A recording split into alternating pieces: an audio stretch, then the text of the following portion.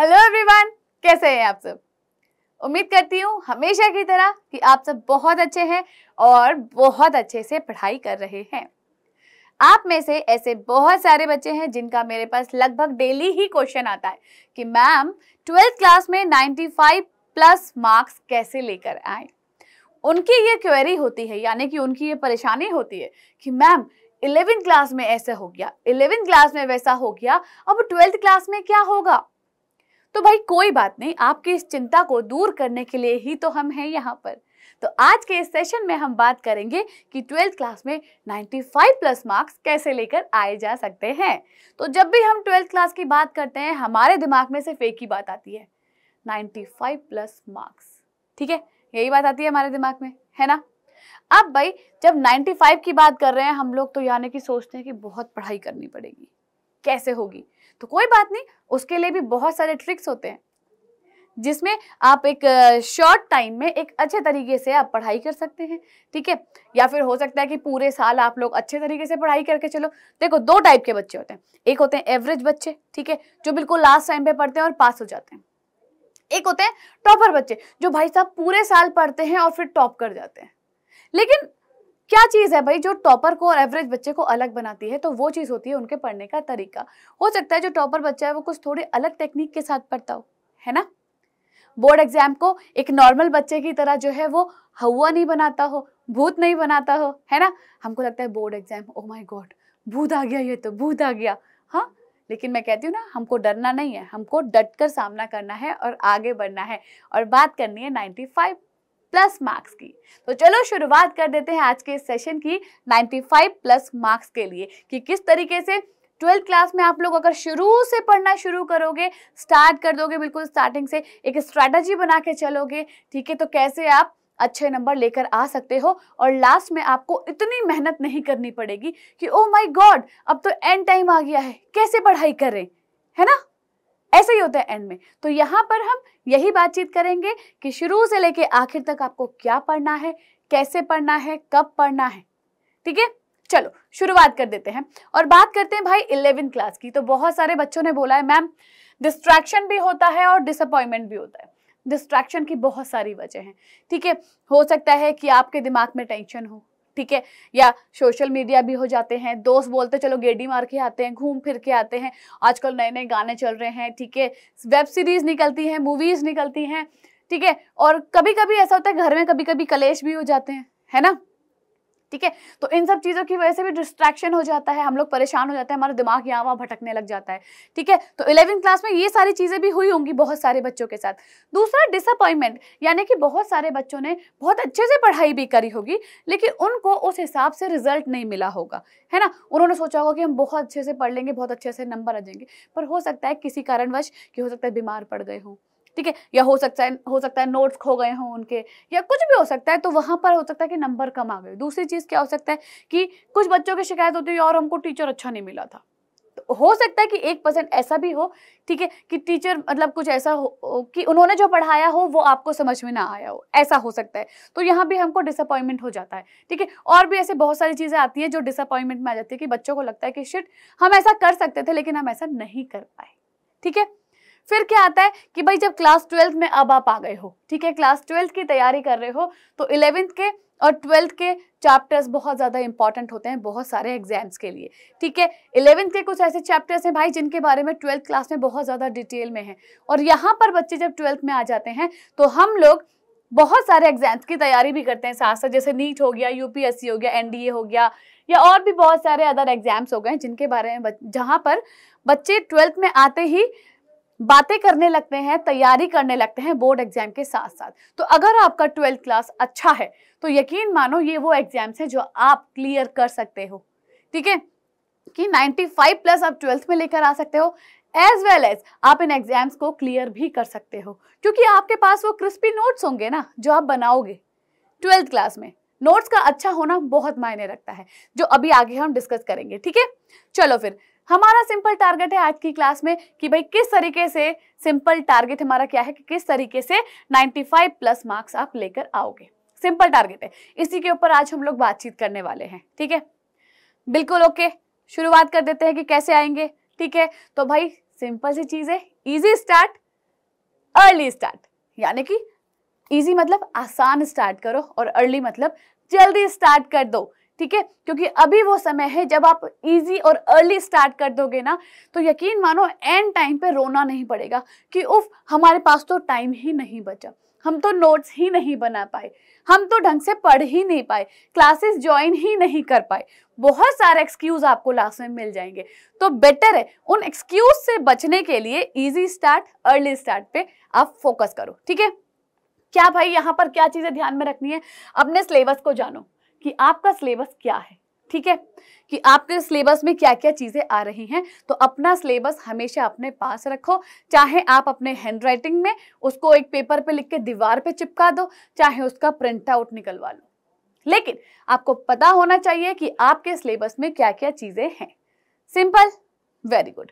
चलो अब रिसोर्सेज क्या होते हैं कि कौन कौन सी चीजें, कौन कौन से सोर्स हैं, ठीक है, स्रोत जिनको आप बोलते हैं कि जहां से आप पढ़ सकते हो। तो भाई सबसे पहली चीज आपकी टेक्स्ट बुक आ जाती है, ठीक है, आपकी टेक्स्ट बुक आ गई है, ठीक है। मेरे बालों से ओके हट गया यहाँ से ठीक है ना। तो पहली तो आपकी टेक्स्ट बुक आ जाएगी, चाहे कोई सी भी बोर्ड की हो, ठीक है, आपकी टेक्स्ट बुक आ गई। दूसरी आपकी रेफरेंस बुक आ जाती है, ठीक है। फिर एक और चीज हम यहाँ पे ऐड ऑन कर देंगे, PYQs, ठीक है।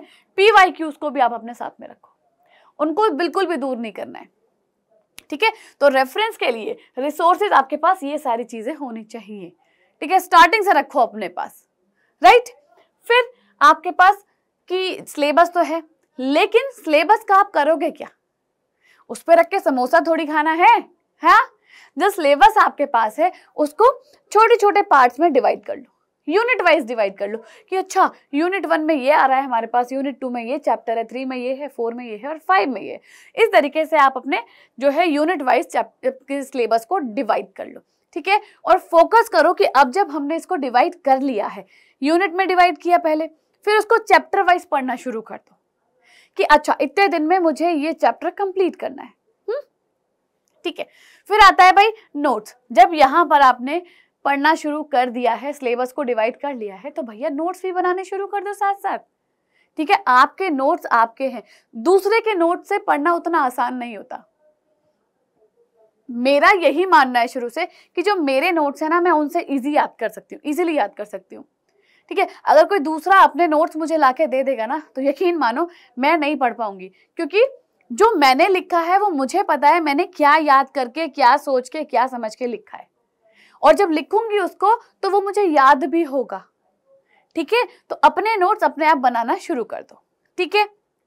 फिर हमारे पास क्या आती है कि भाई ठीक है, ये सब चीजें हमको पता होती हैं, ठीक है, ये सारी की सारी चीजें हमको पता होती हैं, उसके बाद भी हम क्या करते हैं, मिस्टेक करते हैं, ठीक है। मिस्टेक क्या करते हैं, अभी हमें क्या लग रहा है, अरे यार अभी तो पूरा साल पड़ा है अभी हमारे पास, क्या फायदा है ना, कि भैया कल कर लेंगे, और कल करते करते क्या होगा पता है, ये जो पूरा साल है ये कब महीनों में रह जाएगा आपको पता भी नहीं चलेगा। ये जो महीने हैं कब दिन में रह जाएंगे पता भी नहीं चलेगा, और ये जो दिन है कब घंटों में रह जाएंगे, कब मिनट में बदल जाएंगे, और कब सेकंड्स में, और कब आपका एग्जाम आ गया, आपको बिल्कुल भी एहसास नहीं होगा, बिल्कुल भी नहीं होगा। यकीन मानो ये समय इतनी जल्दी बीत जाएगा ना कि आप बोलोगे यार अभी तो हम 12th में आए थे, हमारा साल कब महीनों में रह गया, कब दिन में बदल गया, कब घंटों में, कब मिनट में, कब सेकंड में, और कब एग्जाम आ गए। यकीन मानो जैसे ही अक्टूबर आया ना, आपको पता नहीं चलेगा कि दिवाली की छुट्टियों के बाद कब आपका साल जो है खत्म होने को आ जाएगा, कब आपके प्री बोर्ड्स स्टार्ट हो जाएंगे, ठीक है। इसीलिए शुरुआत कर दो अभी से शुरुआत कर दो अपने 12th क्लास की, ठीक है। फिर हमारे पास दूसरी मिस्टेक्स क्या आएंगी जो पूरे साल हम करेंगे, हमें पता है कि ये गलतियां हैं पर हम फिर भी करेंगे क्योंकि हम गलती करने के आदी हैं, है ना। बिना गलती करे हम सीखते ही नहीं है, क्योंकि तो हम गलती करेंगे ये भी हम जानते हैं, ठीक है। हम क्या गलती करेंगे, हम अपने बैकलॉग बना लेंगे, ठीक है। बैकलॉग क्या होता है कि भैया अरे आज तो मैम ने क्लास ली थी, ठीक है यार आज हम घूमने चले जाते हैं, ठीक है। किन के साथ घूमने जा रहे हैं आज हम अपने दोस्तों के साथ घूमने जा रहे हैं, चलो भाई गेड़ी मार के आते हैं, मैम की क्लास क्या है रिकॉर्डिंग देख लेंगे। लेकिन जब रिकॉर्डिंग क्लास देखोगे तब सोच के देखो जो वहां क्वेश्चन आपके दिमाग में आया होगा वो तो बैकलॉग की तरह रह गया ना दिमाग में, कब पूछोगे? अगले दिन क्लास में आओगे तो अगले दिन की पढ़ाई करोगे या पिछले सवाल पूछोगे कि मैम कल तो मैंने पढ़ाई नहीं। और ऐसा भी नहीं है कि आप शाम को आके क्लास देख ही लोगे, हो सकता है एक दिन बाद देखो, 2 दिन बाद देखो। जब आप कंटिन्यूअसली लेक्चर नहीं देखोगे L1, L2, L3, तो वो आप चीजों को कनेक्ट कैसे करोगे, कनेक्टिविटी कैसे बनाओगे उनके बीच में कि अच्छा L1 में ये पढ़ा था, L2 मिस हो गया, L3 मैम हमको समझ में नहीं आ रहा है क्योंकि L2 तो हमने मिस कर दिया था, है ना। तो इसलिए ये क्या हो गया, आपके बैकलॉग हो गया, मतलब कि चीजें पीछे छूट गई। ठीक है। फिर फ्रेंडशिप मैंने बोला, तो फ्रेंडशिप में क्या होता है कि भाई बच्चों को लगता है कि हाँ तू मेरा भाई और तू मेरा भाई, तू मेरा भाई मैं तेरा भाई, बस तुम ही हो जिंदगी में, है ना। तुम जो आए जिंदगी में बात बन गई, ये गाने गाओगे, है ना, दोस्ती यारी वाले गाने गाओगे, दोस्ती निभाओगे, लेकिन इस दोस्ती यारी में भूल जाओगे कि आपका 12th है। 12th के एग्जाम में आपका दोस्त अपना पेपर देगा भाई और आप अपने पेपर दोगे, ठीक है। जरूरी नहीं है कि एक ही सेंटर पड़ जाए, हो सकता है कि अलग भी पड़ जाए, 1% मान के चल सकते हैं ना। हाँ, और सपोज करो कि आपके दोस्त के नंबर अच्छे आ गए और आपके नहीं आए, फिर क्या करोगे? फिर आप मन मन में सोचोगे अरे यार इसके तो अच्छे नंबर आ गए, मेरे तो अच्छे नंबर ही नहीं आए। क्यों नहीं आए? हम तो दोनों साथ पूरे साल भर घूमते थे, गेडी मारते थे, है ना, खूब रेस्टोरेंट्स में खाना खाया है, पिक्चरें देखी हैं, फिर इसके नंबर अच्छे कैसे आ गए? भाई पढ़ाई सब करते हैं, बताता कोई नहीं है, इस चीज को ध्यान में रखना। जब पढ़ाई की बात आती है तो कंपटीशन सबके दिमाग में होता है, सबके दिमाग में होता है कंपटीशन, ठीक है। तो ये जो फ्रेंडशिप जोन है ना, 1 साल के लिए भूल जाओ, ठीक है। चलो फिर सोशल मीडिया भी आ जाता है। हम लोग सुबह उठते के साथ ही क्या करना होता है अपने को, या तो यूट्यूब पे शॉर्ट्स देखने लग जाते हैं हम कि यार यूट्यूब पे कौन सा नया शॉर्ट आया है ना। या फिर क्या करते हैं हम लोग कि इंस्टाग्राम आजकल बहुत चलता है भाई, कि सुबह सुबह बढ़िया बढ़िया रील्स एक दूसरे को फॉरवर्ड कर दो, शेयर कर दो, है ना। फिर दोस्त को बोलो यार तूने मेरी रील के ऊपर कमेंट नहीं किया, यार तूने उसको लाइक नहीं करा, क्या ये भी गलती होगी। हमको पता है कि ये साल हमको नहीं करना है, पर हम करेंगे, हम जानते हैं, लेकिन आपको नहीं करना है। यही समय है कि अपना करियर बनाओ, सिंपल सी चीज है, ठीक है। यही समय है कि समय को बर्बाद ना करो। हमेशा कहती हूँ, आज भी कहती हूँ कि समय कहता है कि आज तुम मुझे बचा लो, कल मैं तुम्हें बचा लूंगा, ठीक है। चलो आगे बढ़ते हैं। अब ठीक है, इन सब चीजों की हमने गलतियां कर ली हैं, लेकिन गलतियां करने से हमें बचना है कौन कौन सी ट्रिक्स फॉलो करके। तो यहाँ पर सिर्फ सिंपल सी 5 चीजें लिखी हैं, ये 5 चीजें कर लो पूरे साल बिना किसी रुकावट के। यकीन मानो 95+ मार्क्स आपके कहीं नहीं गए, और बिल्कुल एंड में जाके रोगे भी नहीं रोगे कि मैम मेरे पास टाइम नहीं है, मुझे डर लग रहा है, मैंने ये नहीं पढ़ा, मैंने वो नहीं पढ़ा, अरे ये डायग्राम छूट गया, अरे वो वाला डायग्राम छूट गया। ये सब नहीं करोगे बिल्कुल भी। ये 5 चीजें इनको फॉलो कर लो। कौन कौन सी 5 चीजें? कि रोज पढ़ने की आदत डालो, रोज पढ़ने की आदत डालो, रोज पढ़ो, 1 घंटा पढ़ो। मैं नहीं कहती कि 2-4 घंटे पढ़ो, 1 घंटा पढ़ो। जो स्कूल में पढ़ के आए हो, ठीक है, उसको पढ़ो, ठीक है। जो अगर ऑनलाइन क्लास लेते हो, ऑनलाइन क्लास वाली जो है, ठीक है, वो जो पढ़ा है उसको रिवाइज करो। ट्यूशन जाते हो, ट्यूशन से घर में जब आ रहे हो उसको रिवाइज करो, लेकिन पढ़ो 1-1.5 घंटा रोज पढ़ो, ठीक है। मैं 1 से 2 घंटा लिखती हूँ, 1 से 2 घंटा रोज पढ़ो, बहुत जरूरी है आपके स्कूल ट्यूशन के बाद भी। आपकी जिसे हम क्या कहते हैं, सेल्फ स्टडी कहते हैं, ठीक है, जिसको हम क्या कहते हैं भाई, सेल्फ स्टडी, जो बहुत ज्यादा जरूरी है। फिर पढ़ो, फिर रिवीजन करो। आज मैंने इस चीज को पढ़ लिया, ठीक है, तो कल एक ऐसा छोटा सा टाइम रखो जहां पर जो मैंने कल पढ़ा है उसका रिवीजन कर सको। सिंपल सी चीज है, उसको रिवाइज करना बहुत जरूरी है।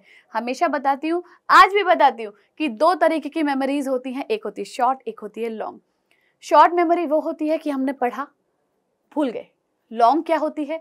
यही शॉर्ट मेमोरी जब हम 3 से 5 बार पढ़ते हैं तो वो लॉन्ग में कन्वर्ट हो जाती है, ठीक है, और क्या बन जाती है, लॉन्ग टर्म मेमोरी बन जाती है, यानी कि वो बहुत समय तक हमको याद रहती है, ठीक है। तो भाई रिवीजन करना मस्ट है, याद रखो, रिवीजन करना मस्ट है, इसके बिना आप कुछ नहीं कर सकते।